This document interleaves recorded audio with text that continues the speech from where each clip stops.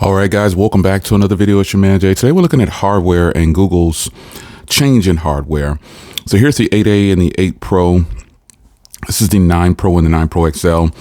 And I've been reading a lot of comments from people, and some people feel like this hardware update, I won't use the terminology upgrade this time around.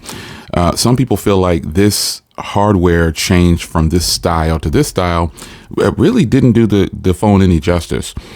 If I were going to change anything about the current hardware, it would definitely be to bring back the more rounded corners on the back of the phone. The phone is nice. I like the way the phone is built and everything, but bringing back the rounded back on the backside, it really makes this phone very comfortable to hold. So just imagine, this camera bar gone with this style on here. I think that would be actually just great, a great look. And it will also make these bigger phones a little bit easier to feel easier in the hand. Because when you're holding these devices, you're holding them like this, the Pixel 8 Pro feels much better in the hand because of the rounded back. I just think that that's something that just makes these phones come to life. Because I'm a person who doesn't use a case most of the time, and I like the feel of the 8 Pro better than the 9 lineup. The 9 lineup is very reminiscent of my iPhones, but the difference is the 9 lineup is more rounded on the corners, and the iPhone is more flat on the sides. So if you're a person who has the 8 Pro, you might want to consider it. Obviously, you really don't have to upgrade. Unless you just want the newer version of the phone. I always tell people, you don't have to upgrade. Don't upgrade if you don't need it, because a lot of people just bought their 8. And it's unfortunate that some people in the world, they don't keep up with the current generation of phones. A lot of the world does not. You ever been to the movies and you've seen a Google commercial? I have. And I think that's how a lot of people find out about some of the new phones in commercials, advertising. There's a lot of people that still watch regular TV, if you will. I'm one of them. And I see a lot of Google commercials. I see a lot of Samsung commercials. I see a lot of Apple commercials. And if I wasn't a tech enthusiast, that's how I will be finding out about the phones. So when I look at these changes, because this is technically a subtle change in the body portion, but it's a big change on the camera module, which brings you to that awe factor of, oh my gosh, man, they really made they upgraded this phone a lot. Like they really made some big changes, when in reality, they didn't make any really big changes. They flattened out the size. Well, physically, like doing the work, yes, they made some pretty big changes because they flattened out the sides, and because the 8 Pro the 8 lineup is a more rounded body type in general. It's just rounded. The camera module on here looks bigger, but in person, it sticks out just about the same as this generation over here.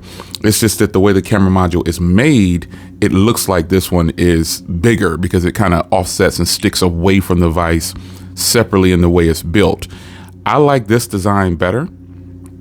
That's a hands down. I like this design better of the camera module, because these are ultimately the same camera modules, but they just put them in a different body. So this camera bar here definitely looks better. But imagine this camera bar on this body.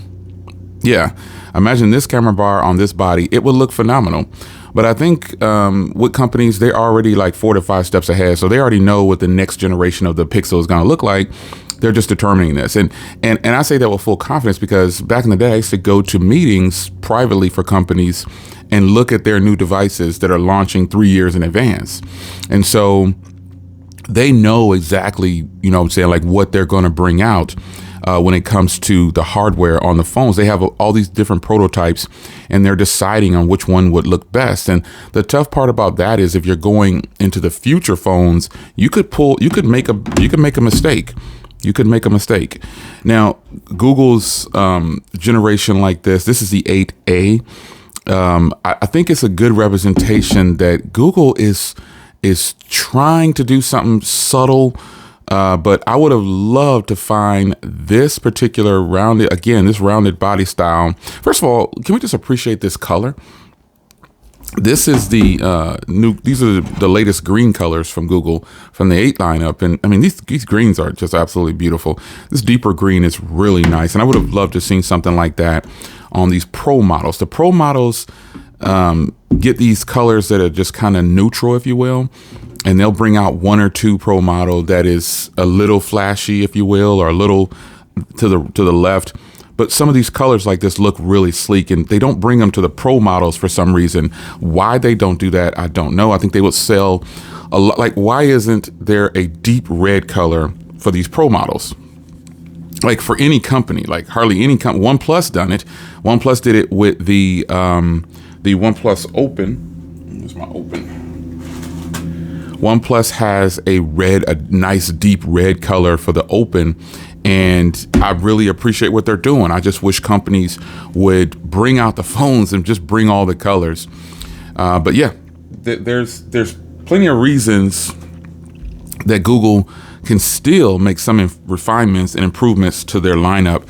And I think when it comes to the size of the devices, for me, it's always going to be this 6.1, 6.3, because a daily driver for me, even though I have very big hands, that I've said it multiple times, that doesn't mean I want to daily drive a very large phone. Yes, my pockets are deep per se, they're bigger, but a lot of times I'm wearing workout gear and I'm exercising or being active, and that thing swinging around, in the pocket just doesn't feel good. So this is a great size. Now, can we just stay on colors just for a second before we get back to the refinements they could do? This color right here, this obsidian, folks, this is beautiful. Turns out I like this better than the other colors that are represented for the Pro lineup. I didn't think I would like this, but I actually really like this, and I'm surprised. I think it's because it's a matte finish on here, and even though it has these glossy sides, that just doesn't take away from it for me. I think I really enjoy it. I really like it, and I don't have any complaints about getting this particular color. This is hot, man. This is a really nice color scheme here that they have going on. The porcelain obviously is really nice because it's going to stop fingerprints to showing, but the hazel, after seeing it in person, I just couldn't get with it for some reason. I don't know why. I just didn't like it once I saw it in person. But this color to me, seeing as though I bought this one first, I like these brighter colors. Obviously, the whites and the satin looking finish on them. I like those. And I just think sometimes the black versions just turn out to be really good. And I think they did a great job on this one, man. They did a great job. They really did. And then to top it off with my watch, I just think this is a perfect combination that they're bringing to the surface here. And I gotta say, the battery life on the Pixel Watch 45 millimeter is stunning. It's ridiculously good. I'm on day 2 with both of these as recording this video, and both are still on the same charge from the previous day. And I've got probably almost 4 hours of screen on time on this thing. I can show you here. There you go, 3.5 hours of screen on time with 55% left. So yeah, anyway, refinements, also other refinements I'm happy that they've done is stuck with the flat display. Having a flat display makes it much easier, and you give more options for tempered glass and screen protectors and things like that. It really brings forward, a better experience for the consumer. So, with the refinement things that I would like to see a Pro model with the brushed aluminum on the sides and not these glossy sides right here. I understand why they do this sometimes. I guess they feel like it looks more premium.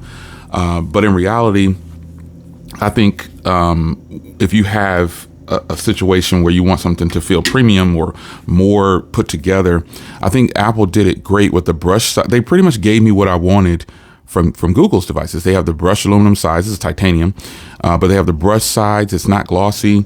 It's really, really sleek, and it just looks really good. And if Google would have brought this right here to this phone, just this new lineup, I think it would have set it off, and I would be full throttle 100%. Just totally happy with the hardware. But I think this is how it should be done. And they're pretty much doing it over here on the lineup that's not their Pro line, giving it these brush size right here. But I think next we'll see from Google, we'll see some titanium. They'll start saying that we're going full titanium and things like that. And I'm pretty sure that a lot of people are happy with this hardware. It is somewhat of an upgrade, I would say. I like how it looks. I think they should stay here for a little bit, just do subtle refinements, because here's what I will be happy to see. Don't bring out, let's see what these OEMs really can do. Don't bring out a new phone next year. Keep improving on the software for your current hardware, because the hardware is just they're just going up in increments by one number. Oh, we have this processor. It is the 5 now. It is the 6 now. It's the 2 now. It's the 1 now. This hardware is good enough for me to hold on to for the next 2 to 3 years comfortably. It is very good. I think the phone that I used the longest, which I think was one of the biggest and real changes from Apple, was the iPhone 10. That phone, I held it for over 2 years. I hated to let it go, but I just got so much money on it, selling it back to Apple. I did it. But the iPhone 10 is the biggest leap forward in hardware that Apple has done, in my opinion. Now with Google, I like the Nexus lineup. That lineup was actually really sweet. And some people didn't like that lineup, but when you think about it, we came full circle to the Nexus look. It's just more refined and it looks more modern and it looks more up to date. But you could still use a Nexus 6P right now and it fits right in with all the current devices. Am I wrong? Or do you think that's close enough analysis of that where the hardware is right now? I think that this hardware is just coming full circle again. So, I mean, you look at what Apple's doing with the iPhone. They don't have anything else that they can come up with. So they put the camera controls, which is, I got to admit, it's going to be very intuitive. I can't wait to order mine. But yeah, it's nice that they're trying something, but the real innovators are not in the US right now. LG left the market, and Samsung is probably the best version of something that's making some major moves. They made major moves with their hardware. Subtle still, but I don't know. No one is really making big changes. But I think Samsung was on a good roll, and then they just kind of tapered off. And like I said, LG bounced. So all the innovation, you got a trifold phone that just dropped. It's $6,000, but no one's buying this phone for $6,000. It's just not going to happen. Well, I retract that.